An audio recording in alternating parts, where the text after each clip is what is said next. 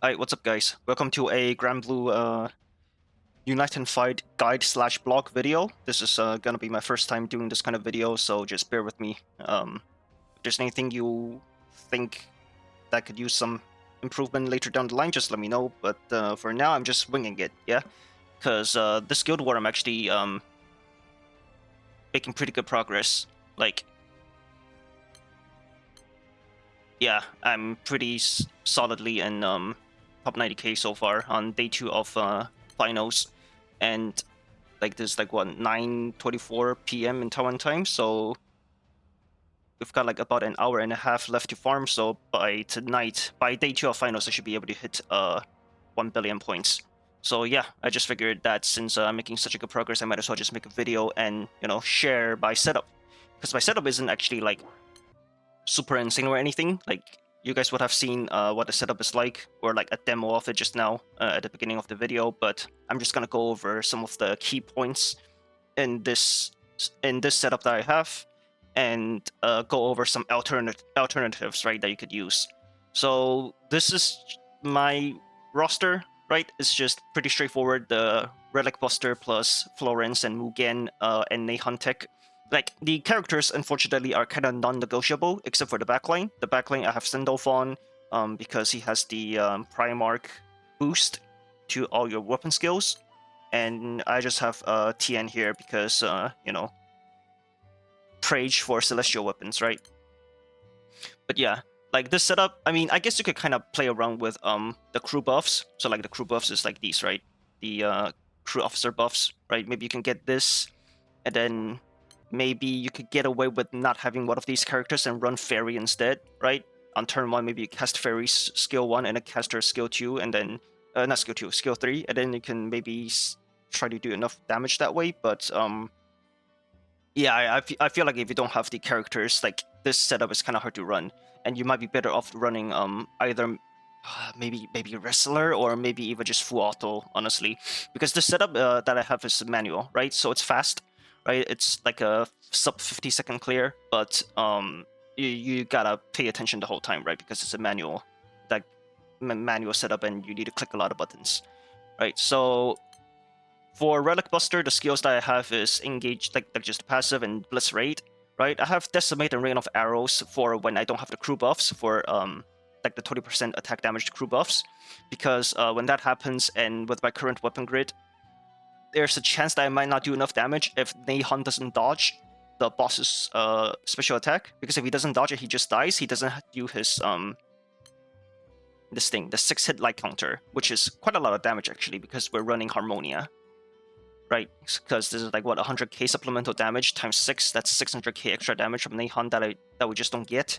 But it's not a big deal, right? Because if Neihan dies, we could just always we have Sendolfon. He can dispel the damage mitigation from the boss, and then you could kill him on turn 2. So it's not a big deal. But usually if I see that the boss is still at over 30% HP without the crew buffs, I just cast Decimate once, and then I can clear it in 1 turn, right? So yeah. Otherwise, the skill order, like, usually you just cast Florence skill 1, right? And then you cast Mugen's skill 2, this one. And then you cast all of Neihan's skills, because I don't have enough multi-attack. So if I don't have enough multi-attack, you kind of need to cast the skill 2 to get guaranteed triple attack, so that your team has enough hits and echo amplified by Harmonia to kill the boss in turn 1. Alright, as for the weapon grid itself, I've seen other people run the same character setup, but with Magna 3 weapons, right? So Magna 3 weapons are like just farmable, but if you're into finals day 2 and then you don't have the setup, then maybe just full auto, yeah. But yeah, so I don't have the guns, because like the chef guns, because I'm too lazy to farm Magna 3 when it came out, because I was busy farming my Siete swords for some reason. But yeah, so this is what I have for light. It's not super complete, because my Harmonias are not uncapped at all, right? But it's not a big deal, because you're really getting it for the supplemental. Like, both of them is not uncapped. But if you do have them uncapped, you have the extra damage cap, and you will probably not even have to worry about casting Decimate at all. I think that I think was if your Harmonias are fully uncapped, you don't need to worry about casting Decimate. You could just have a pretty consistent clear. For Opus, I have just the Primal version. I have Stamina. I think that's good enough. Like, Stamina is fine. You cannot go wrong with it because you're just doing everything in one turn, right? So you're not gonna lose any HP. So you're gonna get the full benefits of Stamina. You get skill damage because the Neihan and Mugen counters the skill damage, and then you need the normal attack amp from your what's it called, your Ultima weapon, right? Otherwise, there are 2 flex slots in this grid, so it's these 2 guys. So Eden is a good filler weapon to have because of the stamina and the massive boost to damage. The multi-attack rate is kind of whatever because you have Neihan, so that doesn't really matter. And then I also have FS, which is Sandalphon's weapon, right? Sandalphon's weapon is pretty good because it gives like the primal boost and also like the crit, amplifying crit, which synergizes really well with Mugen's skill 2, right? So this is what I have so far. If you don't have either of this weapon, either of these 2 weapons, you could probably sub one of them out for the world weapon. This one,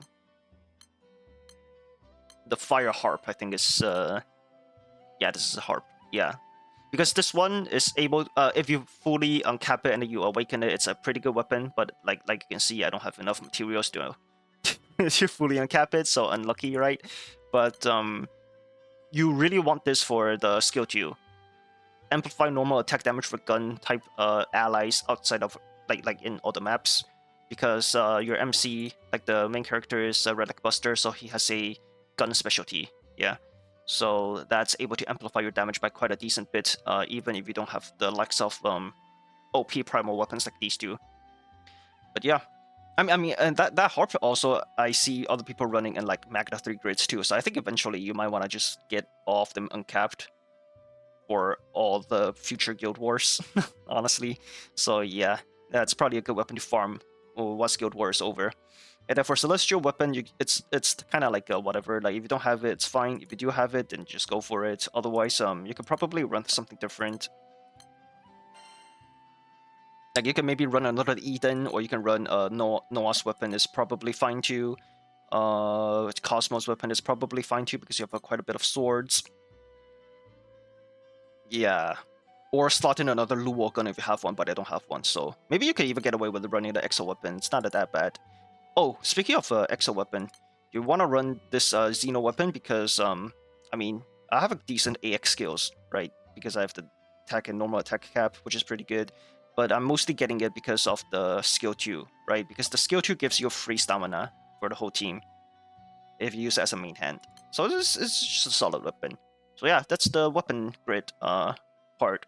So like really the alternative is you go for the World Harp, or you go for like Ivory Arc, or I think you could even get away with Chef Sword. If you have like these 2, you could probably get away with Chef Sword if you slot it in over here too. Or you can even go for the Militus weapon.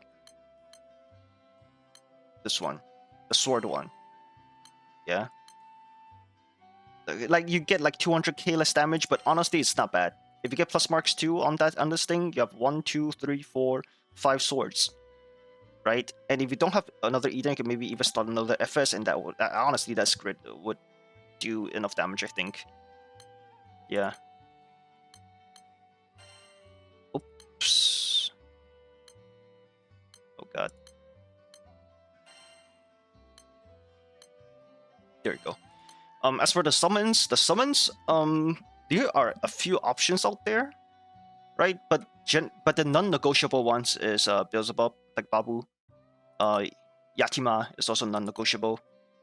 Because you need Yatima so that you can cast both Babu and Keeling on first turn. Your support summon is going to be Keeling, so you can cast 2 waves of Blitz attack. As for the rest of the summon, if you're running Magna 3, of course Luo, you can sub it out and give like Chev instead, right? Because Chev has the sub aura. If you transcend it, look at this, I don't even have a transcended yet. Like I have 0 of the Chev mats, so yeah, I haven't farmed this guy at all. But if you do have it farmed, you will be able to access 10% extra light attack at Transcendence level 1, which is really good because it basically functions the same as Zeus. So you can use like Shiv to replace either Zeus or Luo, right? I mean, obviously you replace Luo if you're running Magna 3, but if you're not running Magna 3 and you're running Primo or something else, you can replace Zeus and use Shiv instead. Or you can just run both. That's not bad either. For the star, it's like, I mean, it's just free Seraph modifier, right? It's pretty straightforward. If you have it, use it. If you don't have it, then it's not a big deal if it's like not fully uncapped. Metatron, I actually don't have it fully uncapped, so I only have 5% damage cap. So you could probably replace this for something else. Like, maybe replace this with 000 or something, because you click enough buttons, right? And if you click enough buttons, you get the amplified damage dealt to enemies for the whole team. So this is actually not bad to have as a sub-summon too. Otherwise, this guy is probably fine too if you have him fully uncapped. Because, actually no. I take it back, because you don't get any crests with this setup. So no, don't put that guy. Yeah, I don't know. Maybe put the summer Belial instead. Yeah. But although you don't need to, honestly, you don't need to. Like, with this setup, like you have plenty of damage. Like if you have this setup and then you have Harmonia like uncapped beyond just 0 uncaps, you should be fine, right? If not, just click more buttons. Click these 2 buttons. Click Decimate and Rain of Arrows, and then Killing, and then click them again, and you should have more than enough damage with this grid, even if you have suboptimal summons and weapons.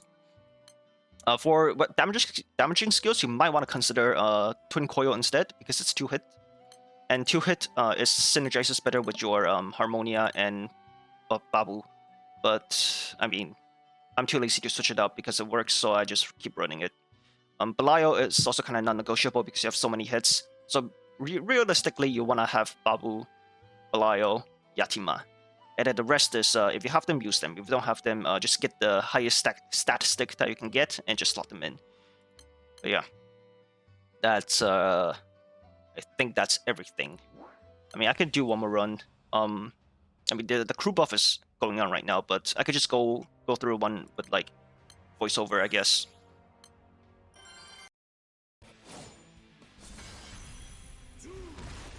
Yeah, so in turn 1, you just call your summon, you cast the Assassin on MC, and you reduce, or I mean, you just cast all the other buffs, right? Oh, and then if you don't have enough damage, click these 2 buttons, then call Keeling.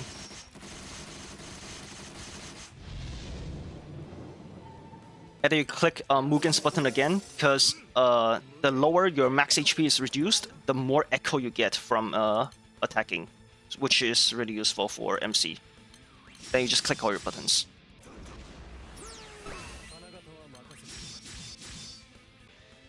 Again, click the damaging skills if you don't have enough damage to kill the thing. But then I have crew buffs right now, I think. Yeah, so I'm gonna overkill this thing by a decent bit.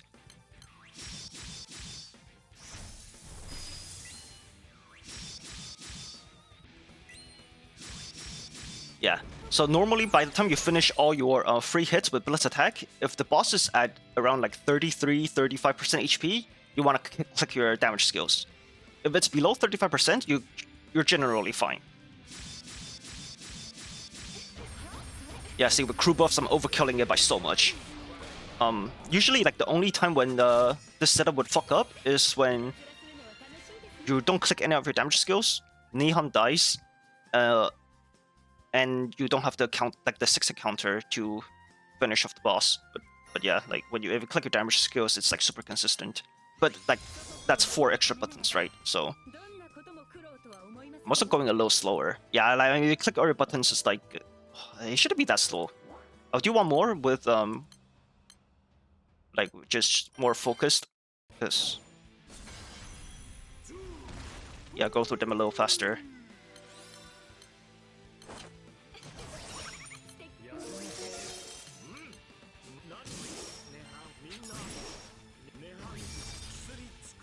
Yeah, I think if you click all your buttons, it should be around like 1 minute or something. It shouldn't be that slow. Or that much slower than not clicking the damage buttons.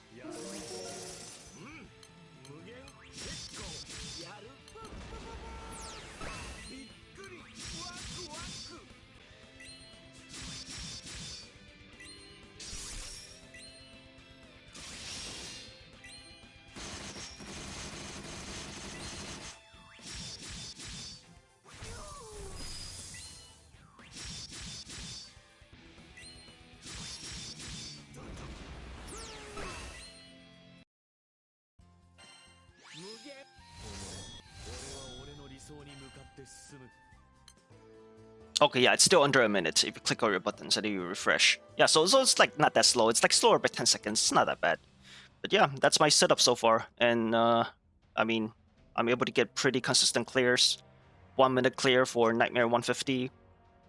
That's like, what? How much do we get? It's like 4 mil or something per clear, right? Like 4 times 60. That's 200 mil, 240 mil in an hour. That's pretty good rate, honestly. With like pretty soft core requirements, I would say. I mean, I say that, but I'm running fucking Primal with like so many things uncapped. But you can run the same thing with Magna 3, though. So it's like Magna 3 plus the World Weapon, and then you should be able to have a pretty similar, if not better, performance. Yeah. But yeah, that's my first GBF guide, lmao. Let me know what you think in the comments. If you like this video, you know, do the thing, I guess. do the YouTube thing. Press like, press subscribe. And yeah, for the Dark Guild War that's coming up next round, maybe I'll make another similar guide. But yeah, we'll see what happens. All right, thanks for watching, guys. I will see you guys next time.